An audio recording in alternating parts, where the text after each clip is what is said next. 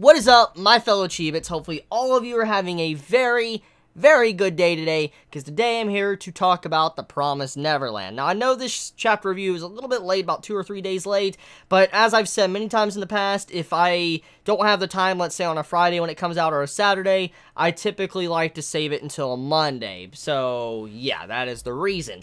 So anyways, with that being said, I want to talk about the big reveal at the end of the chapter, which is a human being, a full-grown adult male, that is revealed at the end of the chapter. So I want to talk about his design. First things first, his design needs to be talked about because it is very vital and very important.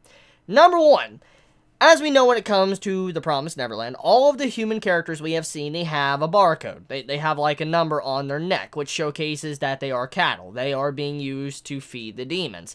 And if you look at the dude's design, the final panel of the final page of The Promised Neverland, chapter 52, you see the man's neck. It's clear as day, and right above that you see Emma's neck, which showcases she has a number. And this dude, he has no number on his neck. So it is revealed that he is definitely not cattle. He is not someone that was in a factory or anything like that. He is definitely a free-ranged human in a sense, since Sunjo, how he was talking about it, he's a free-range human. He is natural.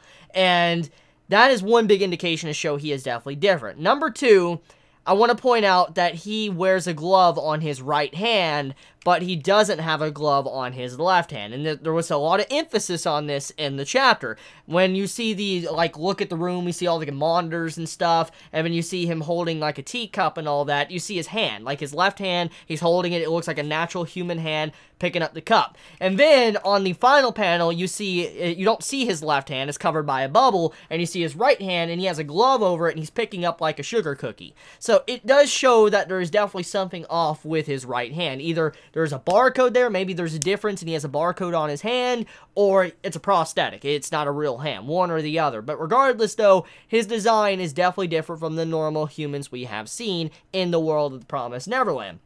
Next thing to look at is also, he looks like an adult version of Ray. I mean, look at his hairstyle, look at Ray, you actually see him up above, he looks like an adult Ray. Now, this most likely is just the artist. This is like, you know, how the artist is when they draw a character. Sometimes some characters can look very similar to other characters, even though they're not related. This is how Oda is. When, you know, Oda draws characters and stuff in One Piece, sometimes you could see some characters that are very similar with each other just because it's just design. That's just how Oda is as an artist. And so maybe this character isn't related to Ray or anything. It's just he has a very similar design thanks to this being by the same artist. One or the other. Regardless, though, his design is like an adult version of Ray, and he seems like he is, judging by the way his shirt is, like how he has it opened up and all that, the way he's leaning back, his foot's on the table, he seems like a type of dude, judging by the way he looks, that is very chill, laid back, and he's not too serious until he needs to be serious. Like, he seems like he's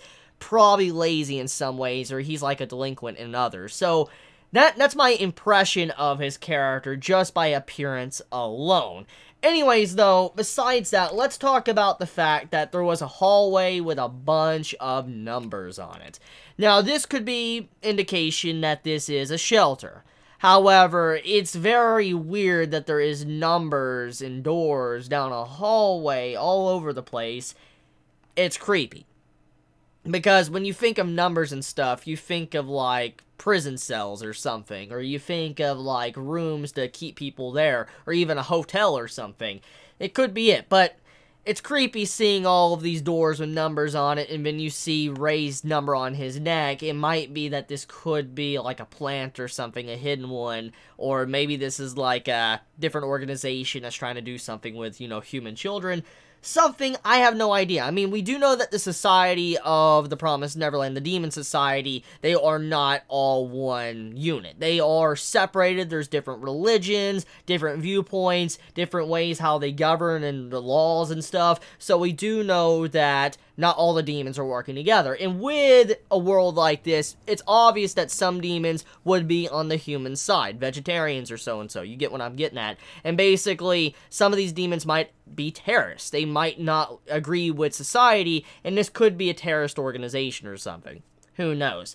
Regardless, though, the outcome of this chapter was very obvious because we all expected that the base had to be underground. It was the only explanation for why it was in the middle of the desert and all that, so we knew it had to be underground, so that was very obvious where this was going, but still, it's underground, there's a big shelter, and most likely there's probably more shelters out there. There's probably a lot more, because if you look at the dialogue of what this man says at the end of the chapter, he says, "You've come a long way. Congrats, and welcome to shelter B0632.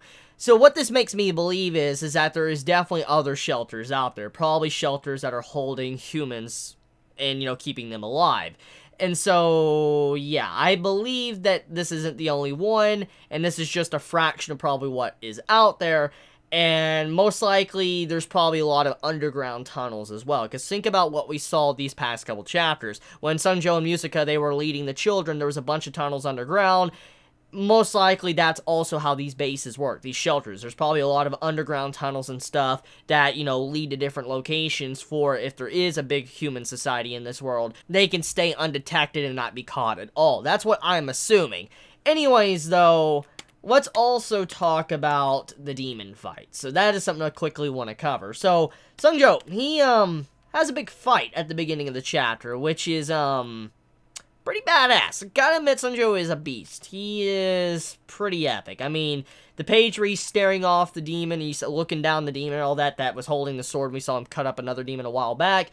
Sunjo's looking at this man. You see blood all over his outfit, so this man already chopped up all the other demons like they were nothing, and just, he looks badass. This entire panel, the front page of the chapter and all of that, with two demons staring each other down, is fucking epic. And I mean, I guess this is in a way how the writer is going to implement action into the series. Because remember, The Promised Neverland, it's a survival manga, adventure manga, but at the same time, though, this is in Weekly Shonen Jump. So there is a likely possibility that our characters could gain power-ups, strength, being able to fight demons, and it can become like an action manga. So I personally think the best way to implement action into this series would probably be to have the demons fight, because we do know that the demons are physically strong. They're able to do some crazy shit and all that, and so if you want the best of both worlds and you want to keep the characters like in terms of reality, then it would fit if the demons fought, and then, you know, the children, our characters, they were, you know, out of the action. They were doing their own thing behind the scenes.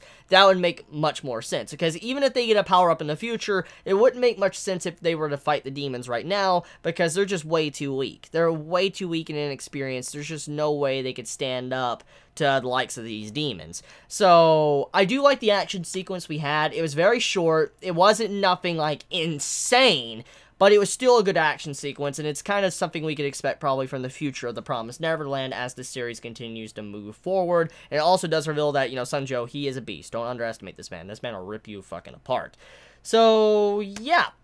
The chapter was very short. It really was. I mean, another little quick note, it is revealed that, Norman, he never really got to see what the message was, because apparently when you get to this location, that's the only time you can actually read the rest of the message for B06. So Norman didn't ever really get to find out the truth, which is kind of sad, but at least that was finally revealed and clarified. So let me know your thoughts in the comments below. I love you all so much. You have a wonderful day or night wherever you live. Please be safe. Chibi out.